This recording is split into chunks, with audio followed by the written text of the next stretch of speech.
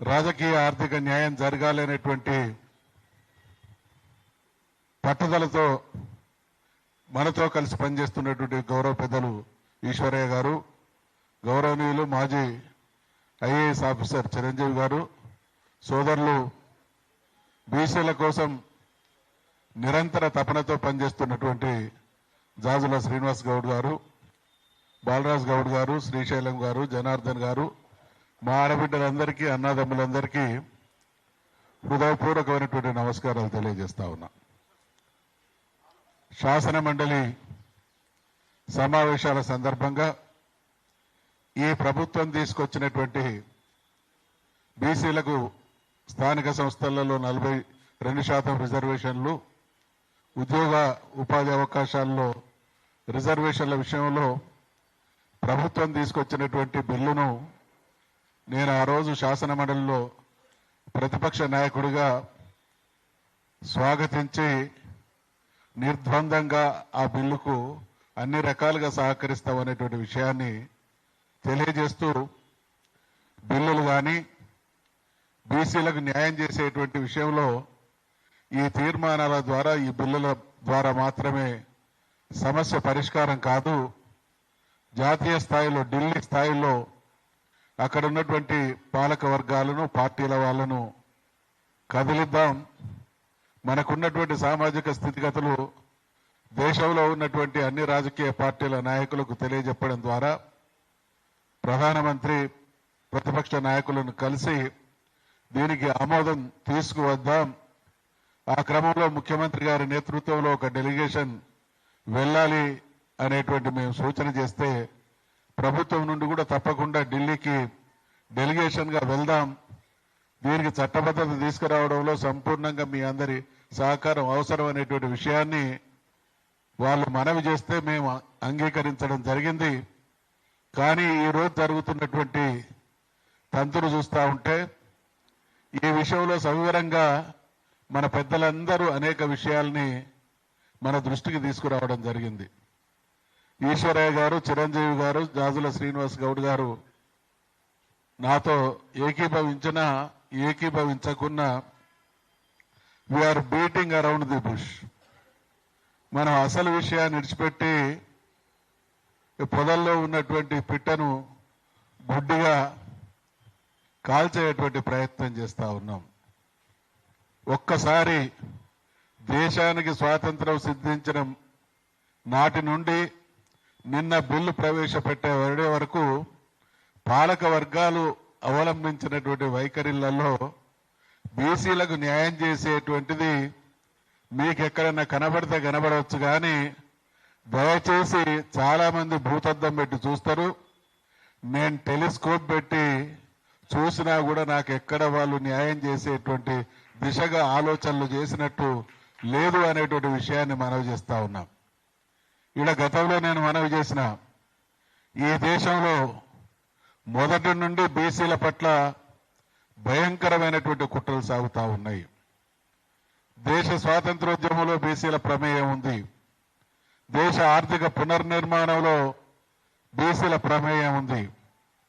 కానీ రాజ్యాధికారంలో కానీ, సంపదను అనుభవించడంలో కానీ మనకు వాటా లేకుండా చేసిల్లో అనేటువంటి వాస్తవాన్ని కూడా మనం గ్రహించాల్సినటువంటి అవసరం ఉంది.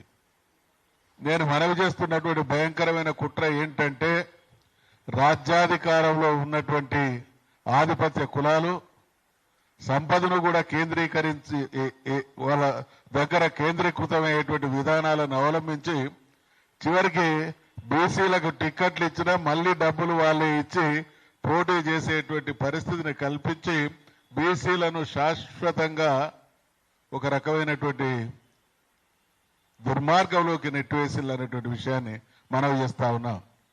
అందుకనే నాకు అర్థం కాని విషయం ఏంటంటే, దేశానికి స్వాతంత్రం వచ్చినటువంటి తొలి నెలలో బీసీలలో 2%, 5% విద్యావంతులు మాత్రమే ఉన్నారు. స్వాతంత్రం వచ్చినటువంటి తొలి నెలలో అనేక దశాబ్దాల పాటు ఆధిపత్య కులాల చేతుల్లో గ్రామాలు ఉన్నాయి కాబట్టి అనివార్యంగా రాజ్యాధికారం వాళ్ళ సొంతం కావడానికి అనుకూలమైనటువంటి వాతావరణాన్ని చూసినాం. ఇవాళ 100% మంది మన విద్యార్థులు అనేక రంగాల్లో అనేక విధాలుగా ప్రభావం చూపిస్తున్నటువంటి బీసీ అనేటువంటి అంశం ఒక అవిభాజ్యమైనటువంటి అంశంగా తయారు చేయడం ద్వారా తమిళనాడులో ఉన్నటువంటి ఆ పరిస్థితిని ఇక్కడ మనం సాక్షాత్కరింపజేసుకునేటువంటి అవకాశాలు ఉన్నాయి. కాబట్టి మొక్కవోని ఆత్మవిశ్వాసంతో ఖచ్చితంగా మనం ముందుకు సాగుదాం. ముందుకు సాగేటువంటి పరిస్థితులలో ప్రతికూలతలు ఎదురైతే మనం అందరం ఒక్కటై దాన్ని ఎదుర్కొందాం అనేటువంటి విషయాన్ని మనవి చేస్తూ ఈ 42% రిజర్వేషన్లు అమలు చేసి మాత్రమే ప్రభుత్వం ఎన్నికలకు పోవాలని ప్రభుత్వాన్ని డిమాండ్ చేస్తూ దానికి భిన్నంగా ఏదైనా జరిగితే తప్పకుండా బీసీ లోకం బగ్గుమనేటువంటి పరిస్థితికి పాలక వర్గాలే బాధ్యత వహించాలి అనేటువంటి హెచ్చరికను కూడా చేస్తూ మనం ఇప్పటి నుండి జరిపేటువంటి కార్యక్రమంలో అటువంటి హెచ్చరికలు అటువంటి మరి సంకేతాలు ప్రభుత్వానికి ఇవ్వాల్సినటువంటి బాధ్యత కూడా ఉంది అనేటువంటి విషయాన్ని మనవి చేస్తూ మేము ఈ వేదిక నుండి సోమాజిగూడ ప్రెస్ క్లబ్ లో జరుగుతున్నటువంటి ఈ వేదిక నుండి రాష్ట్ర ప్రభుత్వానికి విజ్ఞప్తి చేస్తా ఉన్నాం, హెచ్చరిస్తా ఉన్నాం, డిమాండ్ చేస్తా ఉన్నాం. 42% రిజర్వేషన్లు కనుక అమలు జరగకుండా మీరు చేసేటువంటి ఏ నిర్ణయమైనా తెలంగాణలో ఉన్నటువంటి బీసీల ఆత్మ గౌరవాన్ని దెబ్బతీసేటువంటి కుట్రగా పరిగణిస్తామనేటువంటి విషయాన్ని తెలియజేస్తూ సెలవు తీసుకుంటా ఉన్నాం. జై తెలంగాణ, జై బీసీ. థ్యాంక్ యూ అన్న. మీకు ప్రత్యేకమైన ధన్యవాదాలు అన్న. మా వెంట నడుస్తాం, మీ బీసీ సమాజం ఏమిటో నేను ఉంటానని చెప్పారు. మీకు ప్రత్యేకమైన ధన్యవాదాలు అన్న. అదేవిధంగా ఇప్పుడు మన నిరంతరం బీసీ సమాజం కోసం మన అన్న మనందరినీ అన్ని కులాలకు అండగా నిలబడుతూ గల్లీ నుంచి ఢిల్లీ వరకు బీసీ సమస్యల కోసం నిరంతరం పోరాటం చేస్తున్న మన జాతీయ అధ్యక్షులు అన్న జాల శ్రీనివాస్ అన్న గారిని మాట్లాడుతున్నాం. సభాధ్యక్షులు గణేశన్న గారు, ముఖ్య అతిథులుగా పాల్గొంటున్నటువంటి జస్టిస్ ఈశ్వరయ్య గారు, అదేవిధంగా మధుసూదన్ గారు, చిరంజీవి సార్ గారికి, బాలరాజ్ అన్న, శ్రీశైలం అన్న, అదేవిధంగా పెద్దలందరూ పేరు చెప్తే నా దయచేసి మన్నించండి. చాలా మందరు మహిళా సోదరులు అయితే మా వాళ్ళు సంధ్య, సమత, వీళ్ళంతా మా సుజాత, గౌతమి, మా ప్రొఫెసర్ గారు, వాళ్ళు మాట్లాడే అవకాశమే లేకుండా పోయింది. క్షమించండి. మళ్ళీ రౌండ్ టేబుల్ సమావేశంలో ఫస్ట్ మీతో మాట్లాడించిన తర్వాతనే మిగతా పురుషులతో మాట్లాడించే ప్రయత్నం చేస్తాము. కాబట్టి శేఖరన్న, వీళ్ళందరికీ, మీడియా మిత్రులందరికీ పేరు పేరున హృదయపూర్వక నమస్కారాలు. ఈరోజు ప్రధానమైనటువంటి డిమాండు చిరంజీవి సార్ చెప్పాడు. 42% రిజర్వేషన్లు అమలు చేసిన తర్వాతనే స్థానిక సంస్థల ఎన్నికలు నిర్వహించాలి. ఈరోజు అడగాల్సిన వాళ్ళేమో అడుగుతలేరు, చేయాల్సిన వాళ్ళేమో చేస్తలేరు. అడగాల్సిన వాళ్ళు ఎవరు? కాంగ్రెస్ వాళ్ళు అడగాలి. చేయాల్సిన వాళ్ళు ఎవరు? బీజేపీ వాళ్ళు చేయాలి. కాబట్టి ఈ సమావేశం సంయుక్తంగా ఏకగ్రీవంగా డిమాండ్ చేసేది ఏంటంటే, అడగాల్సిన వాళ్ళు అడగండి, కొట్లాడండి, ఢిల్లీకి దండెత్తండి, ప్రధానమంత్రి దగ్గర పోయి ఇవాళ అఖిల పక్షాన్ని తీసుకొని పోయి ప్రధానమంత్రి దగ్గర కూర్చోండి. ఖచ్చితంగా మీ బాధ్యత మీరు నెరవేర్చండి. చేయాల్సినటువంటి బీజేపీ ప్రభుత్వం చేయాలి. ఈరోజు కిషన్ రెడ్డి గారు, బీజేపీ రాష్ట్ర అధ్యక్షులు, కేంద్ర మంత్రి కిషన్ రెడ్డి గారి స్టేట్మెంట్ చూసినాం. స్థానిక సంస్థల ఎన్నికలు నిర్వహించకపోవడం మూలంగా గ్రామాలు అస్తవ్యస్తంగా మారిపోయినాయి. తక్షణమే రాష్ట్ర ప్రభుత్వానికి దమ్ముంటే ఎన్నికల నోటిఫికేషన్ ఇవ్వండి అన్నాడు. అంటే వీళ్ళందరూ కిషన్ రెడ్డిలు, రేవంత్ రెడ్డిలు, అదేవిధంగా కేసీఆర్లు, వీళ్ళందరూ మేకతోలు కప్పుకున్న తోడేళ్ళు. నేను అంటున్నా, ఇంత యుద్ధం జరుగుతుంటే, బీసీలో ఒక అస్తిత్వం, 42% రిజర్వేషన్ మనం కావాలని మనం అంటుంటే, ఎన్నికల నోటిఫికేషన్ ఇవ్వాలని కిషన్ రెడ్డి గారు ఎట్లా అంటాడు? అంటే ఈ 42% రిజర్వేషన్ స్కిప్ చేసి బీసీలకు ఇవ్వకున్నా పర్వాలేదు, ఇవాళ గ్రామీణ ప్రాంతాలు అస్తవ్యస్తంగా పోతున్నాయి కాబట్టి మీరు ఎన్నికలు పెట్టండి అంటున్నాడు. మేము అంటున్నాం, కిషన్ రెడ్డి గారు అంబర్పేటలో 5 సార్లు ఎమ్మెల్యే గెలిచాడు. అక్కడ బీసీల ఓట్లు లేకుండానే గెలిచాడా? ఇవాళ అతిపెద్ద నియోజకవర్గమైన సికింద్రాబాద్ నుంచి ఎంపీగా గెలిచాడు. సికింద్రాబాద్ లో 60% పైగా బీసీల ఓట్లు ఉంటాయి. బీసీల ఓట్లు లేకుండానే గెలిచారా? అంటే రాజకీయ పార్టీల వైఖరి ఎట్లుందంటే కిందంగా గిచ్చుతున్నారు, మీదంగా నవ్వమంటున్నారు.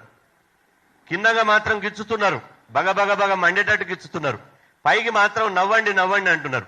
ఇవాళ 42% రిజర్వేషన్లు ఎంత అన్యాయం అంటే ఇవాళ ఉపన్యాసం ఇస్తే గంట అయినా ఒడవని ఉపన్యాసం ఉంటుంది.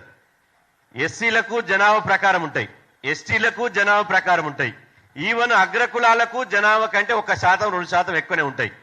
కానీ జనాభా ఉండి కూడా రిజర్వేషన్ లేనటువంటి వర్గాలు ఎవరంటే మనం బీసీలం. అంటే ఇంత అన్యాయం ఉన్నదా?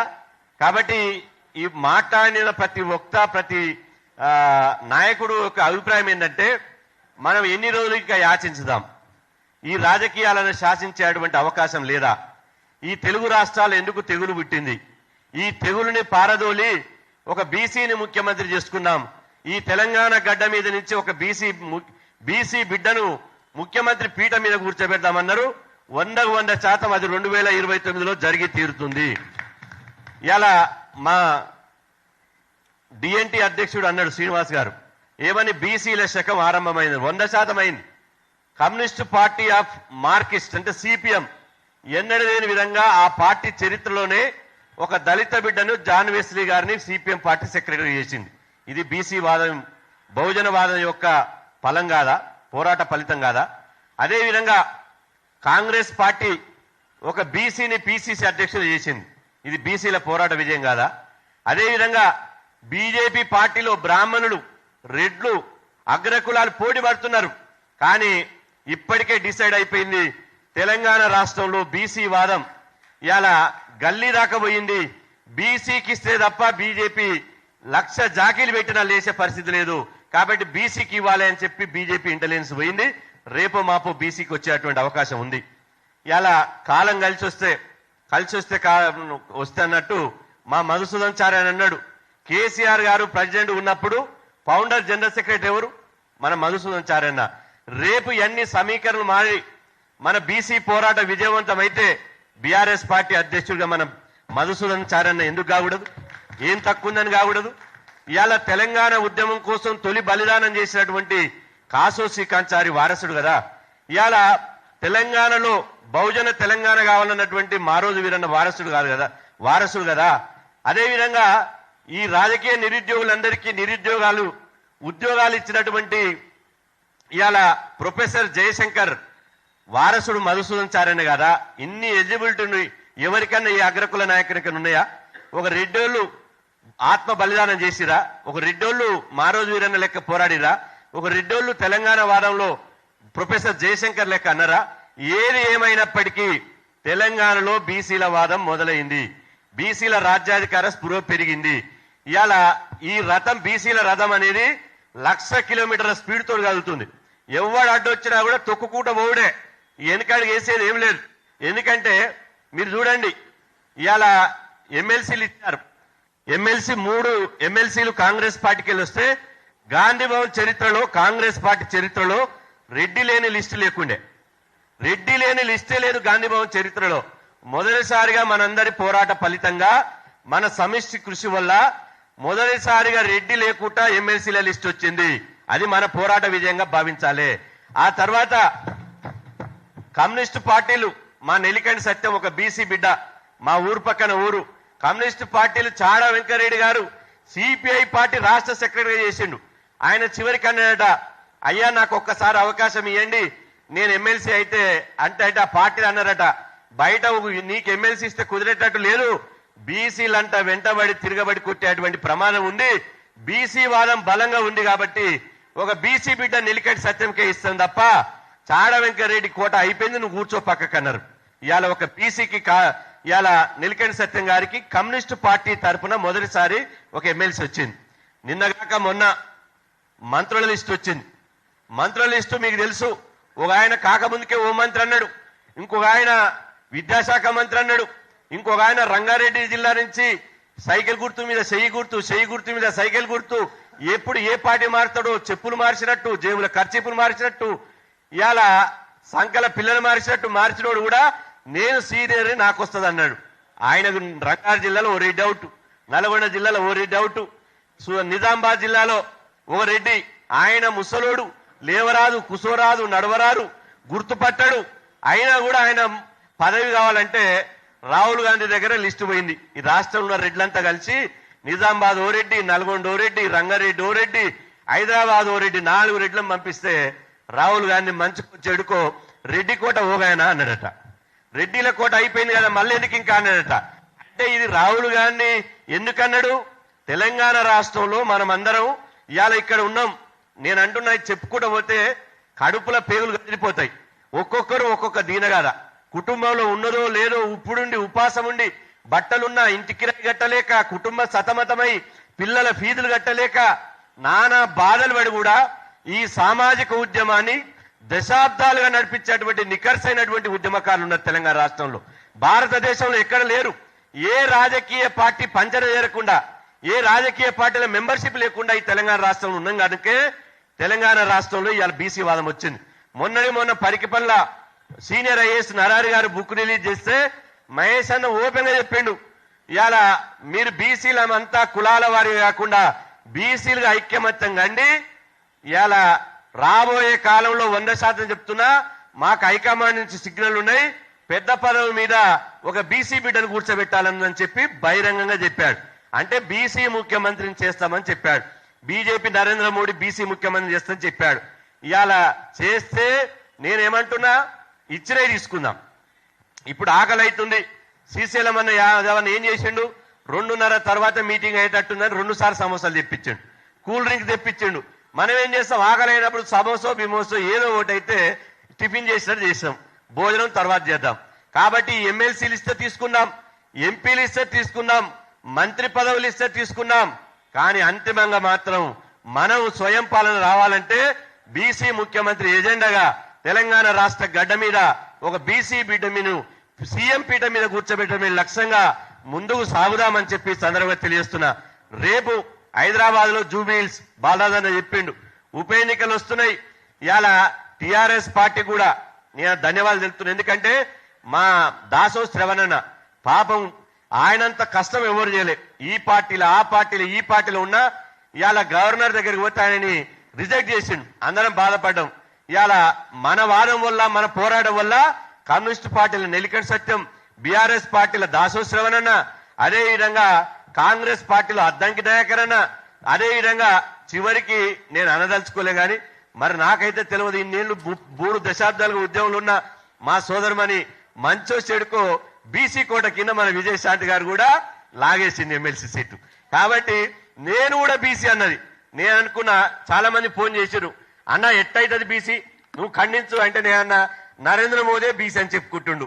ఆయన తర్వాత లిస్టు కలపబడింది, ప్రధానమంత్రి బీసీ అని చెప్పుకోగలేంది విజయశాంతి చెప్పుకుంటే తప్ప, చెప్పుకొని మన కోట రాని బీసీ అని గర్వంగా చెప్పుకుంటారు, చెప్పుకొని అని చెప్పి నేను సంతోషపడ్డా. కాబట్టి ఇవన్నీ చూస్తే బీసీల యొక్క ఇవాళ శకం ఆరంభమైంది. కాబట్టి ఈ సమావేశం అయిన తర్వాత 2 రోజుల్లోనే మా అశోక్ అన్న చెప్పినట్టు మాకు ఎలాంటి భేషజాలు లేవు, ఎలాంటి రాజకీయ ప్రయోజనాలు లేవు. పదవుల కోసం పెదవులు మూసుకునే జాతి కాదు. ఖచ్చితంగా అందరిని కలుపుకొని పోతాం. ఇడన్ ఎజెండా పెట్టుకోకుండా ఇవాళ ఓపెన్ ఎవరైతే బీసీ జాతి కోసం నికర్సిగా కొట్లాడతారో, చిరంజీవి సారు, విశ్వరే సారు, పెద్దలు ఉన్నారు, కుల సంఘాల నుంచి గణేష్ అన్న, బాలరాజ్ అన్న, శ్రీశైలం అన్న ఉన్నారు. అందరిని కూర్చోబెట్టి అందరిని కలుపుకొని పోయి మామూలు కార్యాచరణ ఉండరు.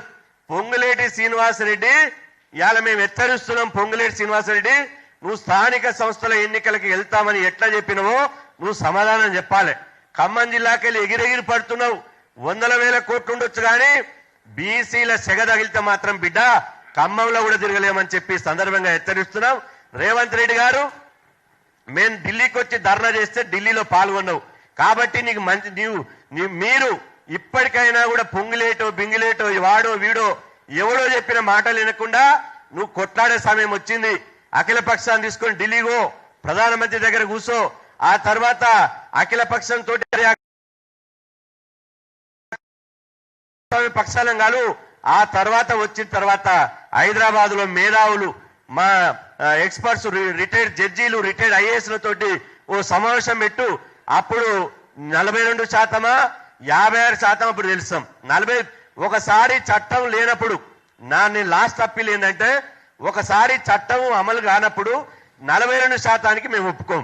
ఎందుకంటే ఇవాళ తక్కువ చేసిరో ఎక్కువ చేసిరో కానీ బీసీ జనాభా 56.7% అన్నారు కదా. 56% మా జనాభా ప్రకారం రాజకీయ వాటా ఇస్తేనే మీ రాజకీయ పార్టీలు మనుగడ సాధిస్తాయి. లేకపోతే మీ రాజకీయ పార్టీలను బీసీలు బొందబెట్టడానికి రాజకీయంగా సిద్ధంగా ఉన్నారని చెప్పి సందర్భంగా హెచ్చరిస్తూ, ఇవాళ కొన్ని చెప్పి చేసేవి ఉంటాయి ఉద్యమాలు, కొన్ని చెప్పక చేసేవి ఉంటాయి. ఎందుకంటే ఇదే వరవడితోటి దయచేసి మనలో మనం విమర్శించుకోవద్దు. ఇవాళ అగ్రకులాలు చూడండి, నేను చెప్తా చాలాసేపు కానీ పొద్దుగాల విమర్శించుకుంటారు, రాత్రి మొత్తం స్టార్ హోటళ్లలో కలుస్తారు. వాళ్ళది ఏంది, వాళ్ళరే ఈ బీసీలు బకరగాళ్ళు, ఈ బీసీలు అంటే బుడ్డగోసిగాళ్ళు, వీళ్ళు మా బిర్యానీ ప్యాకెట్లకు బీసీసీలకు అలవాటు పడ్డారు, పచ్చ నోట్లు చూస్తే పిచ్చెక్కిపోయి ఓట్లు వేస్తున్నారని చెప్పి వాళ్ళు మొన్న బాలదాన చెప్తుండ్రు బాధపడుకుంటా. గిరిదో స్టార్ హోటల్ ఉందట, ముగ్గురు కూర్చొని మంచిగా సిట్టింగ్ లో కూర్చొని ఇదే మాట మాట్లాడుతున్నట. బీసీలు బుడ్డగోసిగాళ్ళు, వీళ్ళకు బిర్యానీ పొట్టాలు చూస్తే బీర్ సీసాలు చూస్తే పిచ్చెక్కిపోతుంది, వాళ్ళకు పంచితే ఎగబడి పంచితే గుద్దురా గుద్దురా గుద్దురా అని లైన్ కట్టి గుద్దుతారు. మనం ఇంకా 100 ఏళ్ళైనా పరిపాలించొచ్చాను. మేము అంటున్నాం, గుద్దేది సైకిల్ గుర్తు మీదనో లేకపోతే ఇంకో గుర్తు మీద ఇంకోటి మీద కాదు. బీసీలకు జనాభా దామాస్ ప్రకారం ప్రాతినిధ్యం ఇవ్వకపోతే మీ గుండెల మీద గుద్దడానికి బీసీలు సిద్ధంగా ఉన్నారని చెప్పి ఈ సందర్భంగా హెచ్చరిస్తున్నా. కాంగ్రెస్ పార్టీ నుంచి బీసీ ఎమ్మెల్యేలు 7 ఉన్నారు. మీ సంఖ్య పెరగాలంటే జూబ్లీ హిల్స్ నుంచి బీసీ బిడ్డకి ఎమ్మెల్యేగా స్థానం ఇవ్వాలి. జూబ్లీ హిల్స్ బీసీలుగా మాకు అవకాశం ఇస్తే గెలిపించి, ఇప్పుడు మాకు రాజకీయ పార్టీ లేదు కాబట్టి, బీసీలకు రాజకీయ పార్టీ లేదు కాబట్టి ఎవరైనా సరే అది కాంగ్రెసా బీఆర్ఎస్ఆ బీజేపీ ఎవరైనా సరే ఫస్ట్ ప్రిఫరెన్స్ అధికారం ఉంది కాబట్టి కాంగ్రెస్ పార్టీకి ఇస్తున్నాం. కాంగ్రెస్ పార్టీ నుంచి ఒక బీసీ బిడ్డకే జూబ్లీ హిల్స్ టికెట్ ఇవ్వాలి. ఇస్తే గెలిపించి మంచిగా బంగారు పల్లెలో పెట్టి నీకు గాంధీ భవన్ పంపిస్తాం. లేకపోతే మీరు కనుక మళ్ళా రెడ్లకే టికెట్లు ఇవ్వాలి, లేకపోతే ఇంకోటికి టికెట్ ఇవ్వాలంటే జూబ్లీ హిల్స్ లో మేము అందరం కలిసి బీసీల తరఫున ఇండిపెండెంట్ చేసి ఒడగొట్టి ఏ రాజకీయ పార్టీ బీసీలకు ఏదో ఆ రాజకీయ పార్టీని ఒడగొట్టి ఇంటికి పంపిస్తామని చెప్పి సందర్భంగా తెలియజేస్తూ, బీసీ మంత్రులకు శాఖలు ఇచ్చారు. అగ్రకులాలకే ఓనికి రెవెన్యూ, అగ్రకులాలకు ఓరికి అది మన అగ్రకులాలకు ఇరిగేషన్, ఆ తర్వాత R&V మంచి శాఖలు ఇచ్చారు. ఎందుకంటే సుట్ కేసుల మీద సుట్ కేసులు వేసుకొని మళ్ళా లక్షల కోట్లు సంపాదించుకొని. కానీ బీసీ ఎస్సీలకు ఇచ్చారు. బీసీ అయితే బీసీ సంక్షేమ శాఖ, మా కొండ సురేఖకు దేవాదాయ శాఖ, అదే విధంగా మా సిఆర్ ముదిరాజుకు బ్రహ్మాండంగా ఇచ్చారు పశు సంవర్ధక శాఖ, ఆ తర్వాత మా కుప్పలీశ్వర్కు ఎస్సీ సంక్షేమ శాఖ, మా అన్న వివేకన్నకు ఆయన మంచి మెరిట్ ఉన్నాడు వివేకన్నకు కార్మిక శాఖ, మా ఎడ్లూరు లక్ష్మణకు సంక్షేమ శాఖ. అరే నాయన మా శాఖలన్నీ అగ్రకులాలకు ఇచ్చి అగ్రకులాల శాఖలు బీసీ మంత్రులకు ఇవ్వాలని చెప్పి రేవంత్ రెడ్డి గారిని సమావేశం ద్వారా డిమాండ్ చేస్తున్నాం. సమాచార కమిషన్లు వేసారు. ఇదే ప్రెస్ క్లబ్ లో మన Eshwaresh sir Chiranjeevi sir press meet పెట్టి ఇవాళ ఆధారాలతో సహా పూసగుచ్చినని చెప్పారు. ఎంతమంది రెడ్లకు ఇచ్చారు, ఎంతమంది ఓసీలకు ఇచ్చారని. సమాచార శాఖలో 7 ఇస్తే ఒక్కరు కూడా బీసీలకు ఇవ్వలే. ఇంత దౌర్భాగ్యం ఎక్కడ ఉందా? ఇవాళ చూడండి, ఇవాళ పేపర్ చూడంగానే నాకు కూడా ఒళ్ళు మండిది. ఏమని? ఇవాళ పేపర్ చూడంగానే రియల్ ఎస్టేట్ రెగ్యులేటర్ కమిటీ అని మంచిగా 2-4 చేతులు సంపాదించుకునే కార్యక్రమం అది. మంచిగా రియల్ ఎస్టేట్ సంపాదించుకునే 100 లక్షల కోట్లు సంపాదించుకునే దానికి సత్యనారాయణ రెడ్డి అంటోనికి ఇచ్చారు. ఇవాళ ఇక్కడ తెలంగాణలో ఇస్తేనేమో ఈ 5 స్టార్స్ కే ఇస్తారు, రెడ్డి ఎవరు చూసినా రెడ్డి. కానీ ఢిల్లీకి వెళ్ళి వచ్చేది మాత్రం బీసీఎస్సీలకు వస్తుంది. రాహుల్ గాంధీ ముఖం చూసి ఊకుంటున్నాం, లేకపోతే మిమ్మల్ని ఉతికి ఆరేస్తామని చెప్పి ఈ సందర్భంగా హెచ్చరిస్తూ, ఖచ్చితంగా మా వాటా మాకు ఇవ్వాలి. కులగణన ఈ స్థానిక ఎన్నికల్లో ఇవాళ 42% రిజర్వేషన్లు పెంచిన తర్వాతనే పోవాలి. బీజేపీ కూడా మేము హెచ్చరిస్తున్నాం. గెజిట్ నోటిఫికేషన్ ఇచ్చింది. గెజిట్ నోటిఫికేషన్ లో కులగణన అనే అంశమే లేదు. ఇలా నేను అంటున్నా, మీకు ఇష్టం ఉందా ఇష్టం లేదా చెప్పండి. బీజేపీ వాళ్ళు ఏమంటారు, రేపు తమిళనాడులో బీహార్లో యూపీలో ఎన్నికలు ఉన్నాయి కాబట్టి మీరు ఇలా కులగణన పెట్టి డ్రామా ఆడుతున్నారు. ఇప్పుడు కులగణన చేసేది ఉంటే 2027లో ముగిస్తామంటున్నారు. మరి నేను అంటున్నా, ఇప్పుడు ఆకలి అయితే ఇప్పుడు పెడతావా, 2 రోజుల తర్వాత బిర్యానీ పెడతావా? కాబట్టి ఈ నాటకాలను బంద్ చేయరి. మీకు ఏ మాత్రం చిత్తశుద్ధి ఉన్నా ఈ 42% బిల్లు ఏదైతే తెలంగాణ నుంచి పోయిందో అది యథావిధిగా అమలు చేయాలి. అది కిషన్ రెడ్డి, బండి సంజయ్ బాధ్యత తీసుకోవాలి. లేకపోతే మాత్రం బీజేపీ నాయకులని గ్రామీణ ప్రాంతాల్లో తిరగనీయం. ఎక్కడికక్కడ బీజేపీ నాయకులను, కేంద్ర మంత్రులను అడ్డుకుంటాం. బీసీలు అంటే ఎందుకు అంత చిన్న చూపు? ఇవాళ బీసీ ప్రధానమంత్రి ఉన్నప్పటికీ 42% ఎందుకు రావు? కాబట్టి బీజేపీని, కాంగ్రెస్ ను ఇద్దరిని మడతబెట్టి ఉతికి బండకేసి కొడతాం బిడ్డ అని చెప్పి ఈ సందర్భంగా తెలియజేస్తూ ఈ అవకాశం ఇచ్చినటువంటి గణేష్ అన్న గారికి ప్రత్యేకంగా ధన్యవాదాలు తెలుపుతూ సెలవు తీసుకున్నాను. థ్యాంక్ యూ అన్న. అన్ని విషయాలు క్లుప్తంగా చెప్పారు. మీకు ప్రత్యేకమైన ధన్యవాదాలు అన్న. వాటినే కార్యాచరణ చేసి పనిచేద్దామన్నా. పెద్దలు, గౌరవనీయులు, ఈనాడు ముఖ్య అతిథి